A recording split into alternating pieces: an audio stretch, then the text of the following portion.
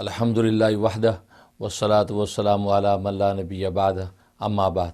السلام علیکم ناظرین، پروگرام تعبیر خواب میں آپ سب کو خوش آمدید۔ میں ہوں آپ کا میزبان مفتی منیر احمد اخون۔ ناظرین، یہ بات آپ جانتے ہیں کہ ہر شخص سچے اور اچھے خواب دیکھنا چاہتا ہے، لیکن سچے اور اچھے خوابوں کے لیے حسن عمل ضروری ہے۔ ہم مختلف حسن عمل پر گفتگو کر رہے ہیں۔ آج کا حسن عمل ہے ذکر الہی، اللہ کا ذکر۔ اس لیے کہ اللہ تبارک و تعالی نے اس آسمان و زمین کی کائنات کے وجود و بقا کو ہدایت کے ساتھ جوڑا ہے۔ جب تک ہدایت باقی رہے گی، یہ کائنات باقی رہے گی۔ جس لمحے اور جس وقت اس دنیا سے ہدایت اٹھ جائے گی تو اللہ تبارک و تعالی کو اس کائنات کی کوئی ضرورت باقی نہیں رہے گی۔ اس لیے حدیث میں آتا ہے لا تقوم الساعة حتى يقال في الارض اللہ اللہ۔ روئے زمین پر اس وقت تک قیامت قائم نہیں ہوگی جب تک کہ ایک شخص بھی اللہ اللہ کہنے والا باقی رہے گا۔ گویا کہ اللہ کا ذکر اس کائنات میں ہوتا رہے گا تو اللہ تبارک و تعالی اس کائنات کو باقی رکھیں گے۔ اور پھر ہدایت کو اللہ تبارک و تعالی نے نبوت کے ساتھ جوڑا ہے۔ نبوت کے ذریعے سے اللہ تبارک و تعالی دنیا میں ہدایت بھیجتے ہیں۔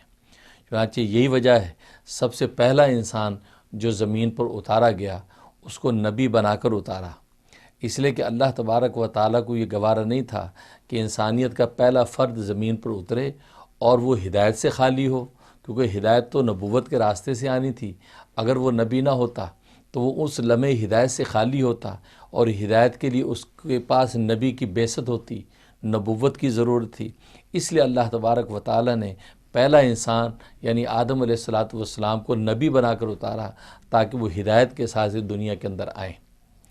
چنانچہ ہدایت کے جو ہے وہ اللہ نے نبوت کے ذریعے سے، چنانچہ آدم علیہ السلام سے یہ سلسلہ چلا ہے۔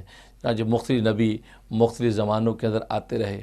کوئی ایک بستی کا نبی تھا، کوئی ایک شہر کا نبی تھا، کوئی ایک صوبے کا نبی تھا، کوئی ایک ملک کا نبی تھا، یہاں تک کہ سب سے آخر میں محمد مصطفیٰ احمد مجتبیٰ صلی اللہ علیہ وسلم پوری کائنات انسانی اور بلکہ جنات اور ملائکہ تک کے نبی بن کر آئے، اور ان کی نبوت ختم نبوت کی برکت سے اب قیامت کی صبح تک ان کی نبوت باقی رہے گی۔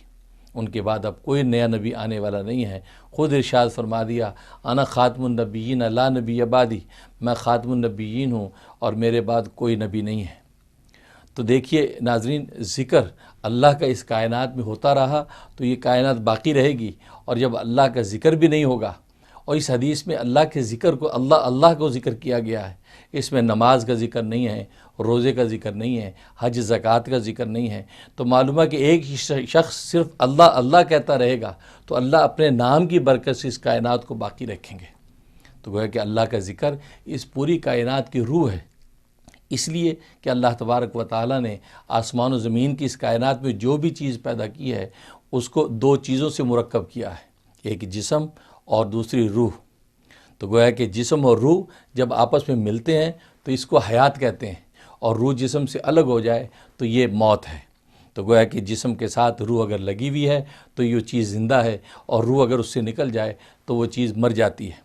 اور اللہ تبارک و تعالیٰ نے جس طریقے سے یہ اصول تکوینی بنایا ہے ایسے تشریح بھی ہے، یعنی تکوینی جتنی چیزیں ہمیں نظر آتی ہیں، گویا کہ دریاؤں کے روانیاں ہوں یا درختوں کا سبزہ ہو یا لہلاتی فصلیں ہوں، گویا کہ انسان کی پوشاک اور پہننا اوڑھنا ہو، یہ جتنی بھی مادی چیزیں ہیں ان سب کی روح اللہ تبارک و تعالیٰ نے اپنے ذکر کو بنایا ہے۔ چنانچہ حدیث میں آتا ہے کہ چلتے پانی یہ اللہ کا ذکر کرتے ہیں، اور جب تک یہ اللہ کا ذکر کرتا رہتا ہے تو یہ پاک رہتا ہے، طاہر رہتا ہے، لیکن جب اس کا ذکر منقطع ہو جاتا ہے تو یہ سڑ جاتا ہے، متعفن و بدبودار ہو جاتا ہے۔ اسی طریقے سے ایک حدیث میں فرمایا کہ یہ سبز ٹہنیاں درختوں کی یہ اللہ کا ذکر کرتی ہیں، جب تک یہ اللہ کا ذکر کرتی رہتی ہیں تو یہ سبز و شاداب رہتی ہیں، اور جب اللہ کا ذکر منقطع ہو جاتا ہے تو یہ سڑ جاتی ہیں اور یہ سوکھ جاتی ہیں۔ اسی طریقے سے ایک حدیث میں فرمایا کہ انسان جو کپڑے پہنتا ہے تو نئے کپڑے دھلے اجلے نئے کپڑے اللہ کا ذکر کرتے ہیں، اور جب تک یہ اللہ کا ذکر کرتے رہتے ہیں تو گویا کہ اجلے دھلے اور پاک صاف رہتے ہیں، اور جب اللہ کا ذکر ان کا منقطع ہو جاتا ہے تو یہ میلے ہو جاتے ہیں۔ تو دیکھیے مادی جتنی چیزیں ہمیں نظر آتی ہیں یہ سب اللہ کا ذکر ان کی روح ہے۔ چنانچہ ترمذی شریف کی حدیث ہے کہ پیالہ جب ٹوٹ جاتا ہے تو اس کا مطلب ہے کہ اس کا ذکر منقطع ہو گیا ہے، جب تک وہ پیالہ سالم رہتا ہے وہ اللہ کا ذکر کرتا ہے، اور جب وہ ٹوٹ جاتا ہے تو وہ گویا کہ اللہ کے ذکر جب منقطع ہوا، اس کی روح نکلی تو وہ ٹوٹ گیا، گویا کہ اس پر موت طاری ہو گئی۔ اس لیے علماء نے مسئلہ لکھا ہے کہ جس گلاس اور پیالے میں دراڑ پڑ جائے، اس کے اندر ٹوٹن پیدا ہو جائے، تو اس کا استعمال مکروہ ہے۔ اس کی وجہ یہ ہے کہ اس کے اندر دراڑ پڑ جانا، اس کے اندر ٹوٹن پیدا ہو جانا، یہ اس بات کی علامت ہے کہ اللہ کا ذکر اس سے منقطع ہو رہا ہے۔ لہٰذا ایسے پیالے کے اندر جب انسان کھائے گا پیے گا تو ظاہر ہے کہ جب پیالہ وہ اللہ کے ذکر سے غافل ہو گیا تو اس میں کھائے ہوئے کھانے کے اندر بھی وہی اثر ظاہر ہوگا کہ انسان بھی اللہ کے ذکر سے غافل ہونے لگے گا۔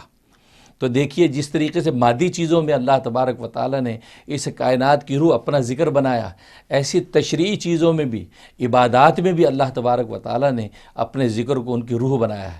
چنانچہ نماز کی روح اللہ کا ذکر ہے۔ خود قرآن کریم میں اللہ تبارک و تعالیٰ کے ارشاد ہے، اقیم الصلاۃ لذکری، کہ قائم کرو نماز میری یاد کے لیے، میرے ذکر کے لیے۔ تو وہ کہ نماز کا قیام اللہ کے ذکر کے لیے، اللہ کی یاد کے لیے۔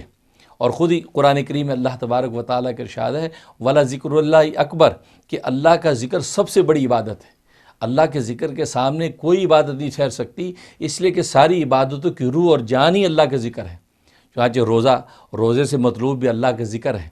یہی وجہ ہے کہ حدیث میں آتا ہے کہ جس روزے میں اللہ تبارک و تعالیٰ کی یاد نہیں ہے تو معلوم ہے کہ وہ روزہ بھوک اور پیاس کے علاوہ کچھ بھی نہیں ہے، اس شخص کو بھوک اور پیاس کی مشقت کے علاوہ کچھ بھی نہیں ملتا۔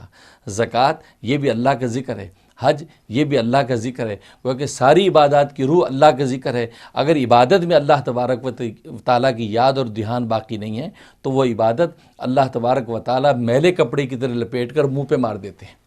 گویا کہ وہ عبادت نہیں، وہ عبادت کی ایک صورت ہے، عبادت کی ایک تصویر ہے، اور تصویر پہ ناظرین حقیقت کا حکم نہیں لگتا۔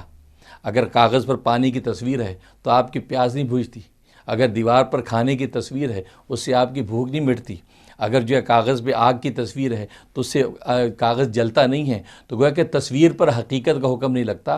تو جو عبادتیں اللہ کے ذکر سے جو دور ہوتی ہیں تو اس کا مطلب یہ ہے کہ اس میں حقیقت نہیں، صرف صورت اور تصویر ہے، اور تصویر پر حقیقت کا حکم نہیں ہے، اس لیے اللہ تبارک و تعالیٰ ان عبادتوں کو رد کر دیتے ہیں۔ اس لیے ذکر کو اللہ تبارک و تعالیٰ نے ساری عبادتوں کی بھی روح بنایا ہے۔ چنانچہ خود امام غزالی رحمۃ اللہ علیہ فرماتے ہیں کہ اصل میں ذکر جو ہے، ذکر کے جو ہے وہ چار جو لوازمات ہیں۔ پہلی چیز ذکر کی حقیقت ہے، اور باقی تین چیزیں وہ ذکر کی صورتیں ہیں۔ فرمایا کہ پہلا جو ہے پوست اور چھلکا جو ہے وہ اس کا زبان سے اللہ کا ذکر کرنا، اور دوسرا قلب سے اللہ کا ذکر کرنا، اور تیسرا قلب کے اندر اللہ کی یاد کو بٹھا لینا، اللہ کی یاد کا سرایت کر جانا، اور چوتھا فرمایا کہ دل کے اندر خود ذات الہی کا اتر آنا۔ اور یہ مقصود بھی ذات ہے کہ قلب کے اندر اللہ تبارک و تعالیٰ کی ذات اتر آئے، کیونکہ انسان زبان سے ذکر کرتا ہے، قلب کے اندر اللہ کا دھیان پیدا ہوتا ہے، پھر قلب کے اندر اللہ کا ذکر و دھیان سرایت کر جاتا ہے، اور پھر اسی مشق کے نتیجے میں انسان کو وہ شان اور کیفیت حاصل ہو جاتی ہے کہ دل میں اللہ تبارک و تعالیٰ کی گویا کہ ذات اتر آتی ہے۔ اس لیے حدیث میں آتا ہے کہ لا یسونی ارضی ولا فی السمائی، میں آسمان و زمین کی وسعتوں میں نہیں سما سکتا ہوں، ولاکن یسونی فی قلبی عبد المومن تقی، لیکن جب میں سمانے لگتا ہوں تو ایک مومن متقی کے دل میں سما جاتا ہوں۔ تو ناظرین، جب قلب اتنا مزکہ اور مصفہ ہو جائے گا اور خود ذات الہی گویا کہ اس قلب کے اندر اتر آئے گی، تو پھر اس قلب سے جب وہ ظاہر ہونے والے خواب مبشرات ہوں گے اور سچے ہوں گے اور پیور اور پاکیزہ ہوں گے، اور پھر انسان کی زندگی کے حقائق اس پر کھلیں گے۔ تو اللہ سے دعا ہے کہ اللہ تبارک و تعالیٰ اپنے ذکر اور اپنے یاد کی دولت سے مالا مال فرمائے، اور خود اللہ تبارک و تعالیٰ کی بھی حکم ہے کہ فذکروا اللہ ذکر کثیرا، کثرت سے اللہ تبارک و تعالیٰ کا ذکر کرو۔ اللہ تبارک و تعالیٰ توفیق عطا فرمائے، آمین یا رب العالمین۔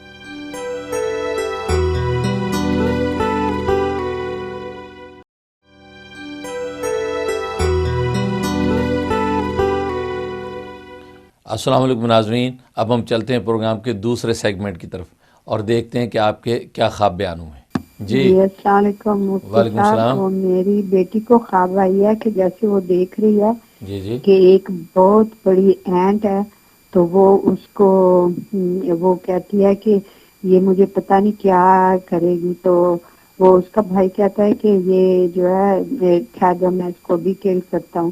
تو بس وہ کہتی ہے وہیں پہ اس کی آنکھ کھل گئی ہے، لیکن وہ بیمار بھی ہے، ذرا پلیز بتا دیں. شکریہ. السلام علیکم. بہت شکریہ. ہاں، یہ خواب کا مطلب یہ ہے کہ آپ کی بیٹی کو جو ہے بیماری کا اندیشہ ہے، اور جیسا کہ آپ بتا رہی ہیں کہ وہ بیمار بھی ہے، اور اس چیونٹی کو اس طرح دیکھنا خواب میں یہ بیماری کا اشارہ ہے. لہذا حسب توفیق صدقہ دے دیں، اور یہ سورۃ کوثر 13 مرتبہ روزانہ پڑھ کے بچی پہ دم کریں اور پانی دم کر کے پلا دیں. 21 دن یہ عمل کر لیں، انشاءاللہ اللہ کی رحمت سے ہر طرح حفاظت اور عافیت رہے گی. جی نیکسٹ. السلام علیکم. وعلیکم السلام. میرا نام بشرا ہے جی جی اور میں میسیچیوسیٹس سے بات کر رہی ہوں. جی مجھے ایکچولی اکثر ایک خواب آتا ہے. خواب میں مجھے لائک باتھ روم کی گندگی نظر آتی ہے، تو اس کا مجھے مطلب بتائیے گا. Thank you. بہت شکریہ. ہاں، اس کا مطلب یہ ہے کہ دو مطلب ہیں. ایک مطلب تو یہ کہ کوئی شخص گندا عمل کر رہا ہے جس کے ذریعے سے آپ کو پریشان کرنا چاہتا ہے، آپ کو صحت کے حوالے سے پریشانی لاحق ہو، آپ کی جو ہے وہ تعلیم یا فائنینشیل پوزیشن جو ہے متاثر ہو، اس کے لیے کوئی جادو ٹونا کر رہا ہے.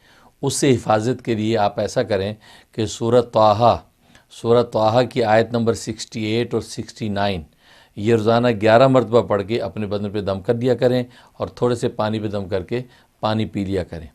اور دوسرا مطلب یہ ہے کہ آپ اپنی دینی حالت کو درست کریں. اگر دینی حالت اچھی نہیں ہے، نماز روزے کی، ذکر تلاوت کی پابندی نہیں ہے، تو اپنی دینی حالت کو اچھا کریں. تو یہ دینی حالت کے خراب ہونے کا اشارہ ہے. تو آپ اگر دینی حالت اپنی اچھی کر لیں گی تو انشاءاللہ اس قسم کے خواب آنا بند ہو جائیں گے.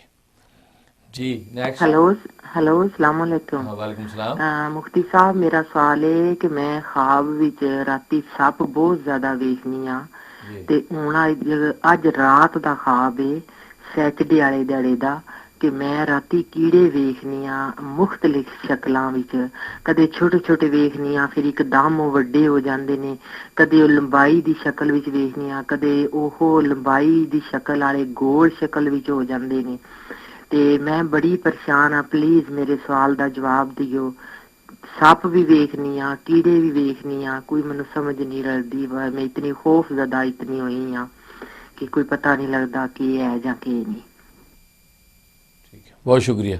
بہت شکریہ. خواب آپ کا پریشان کن ہے، اس لیے کہ ایسا لگتا ہے کہ کوئی دشمن ہے جو آپ کی صحت اور زندگی کے پیچھے لگا ہوا ہے، اور وہ جادو کے ذریعے سے، بلیک میجک کے ذریعے سے وہ آپ کی صحت کو یا آپ کی زندگی کو نقصان پہنچانا چاہتا ہے.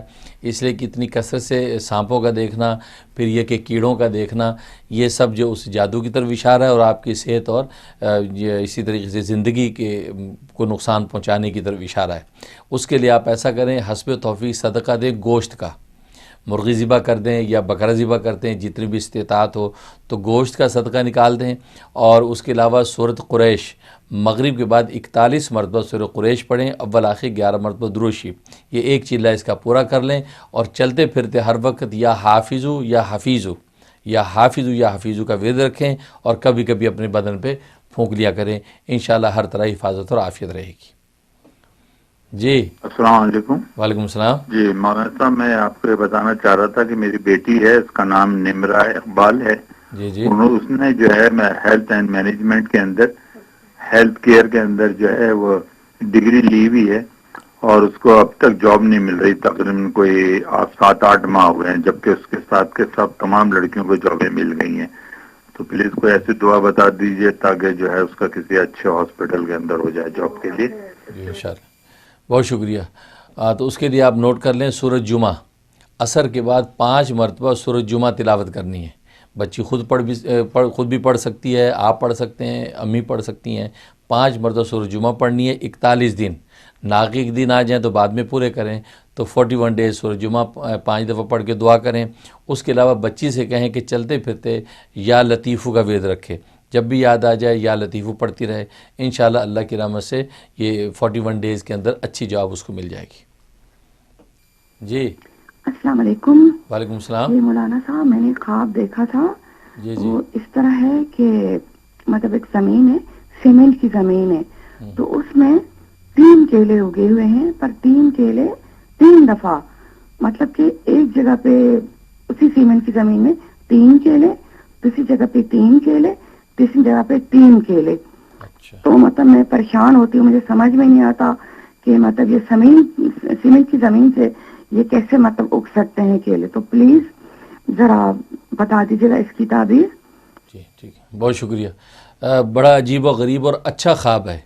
इसका मतलब है कि जिस जगह से लोगों को रिज़्क या जो रोज़गार नहीं मिलता, अल्लाह तबारक व तआला वहाँ से आपके लिए रोज़गार का इंतज़ाम करेंगे।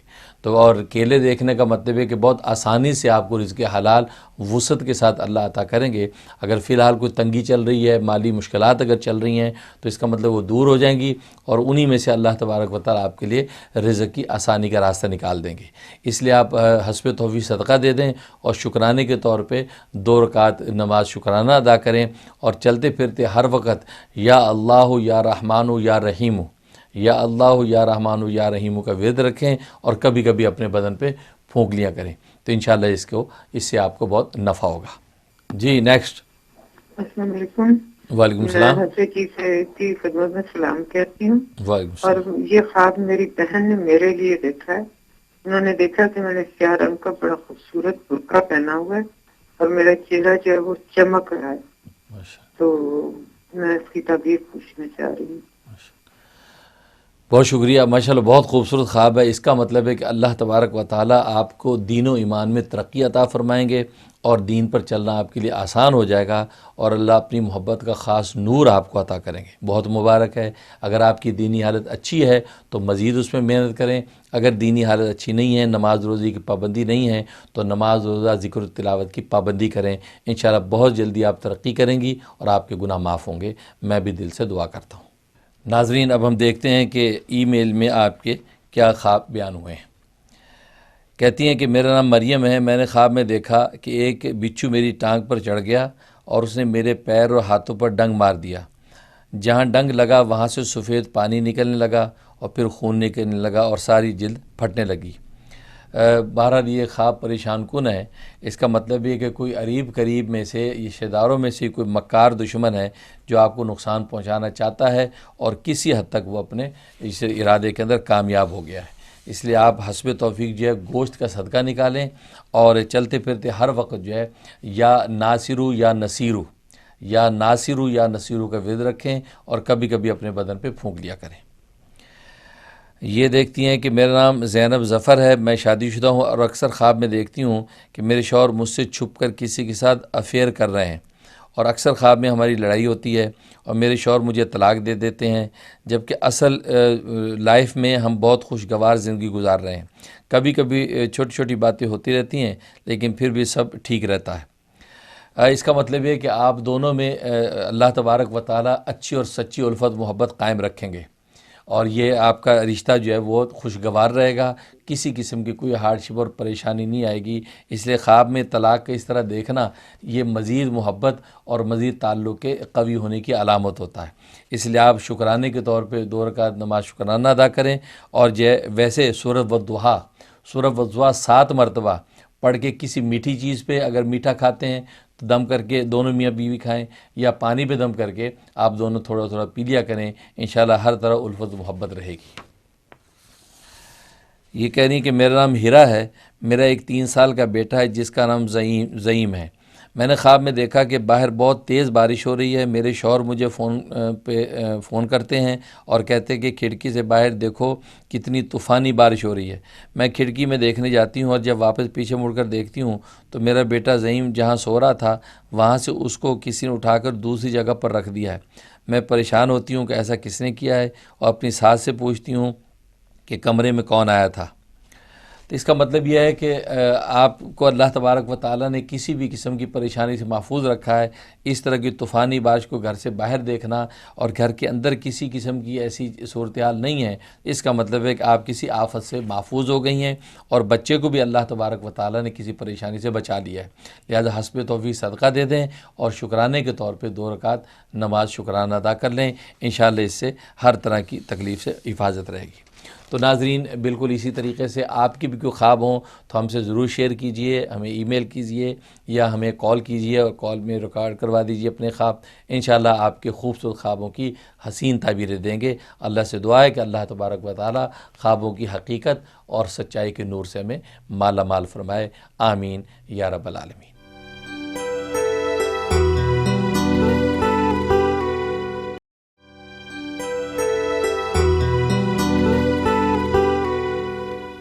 السلام علیکم ناظرین، اب ہم چلتے ہیں پروگرام کے تیسرے سیگمنٹ کی طرف اور آپ کو تاریخ کے جھروکوں میں سے دلچسپ خواب سناتے ہیں. لکھا ہے کہ علامہ ابن سیرین رحمہ اللہ تعالی جو امام التعبیر تھے، ان کے پاس ایک شخص آیا اور اس نے کہا کہ میں نے خواب دیکھا ہے کہ میری چارپائی کے نیچے آگ کا الاؤ ہے اور میں وہاں سے اٹھ کے یہ کمرے سے باہر آ جاتا ہوں. تو اس پر علامہ ابن سیرین رحمہ اللہ تعالیٰ نے فرمایا کہ تم جاؤ جلدی سے اپنا ساز و سامان کمرے سے نکالو، اس لیے کہ چھت گرنے والی ہے. چنانچہ وہ شخص گیا اور اس نے ساز و سامان کمرے سے نکالا، چھت گر گئی.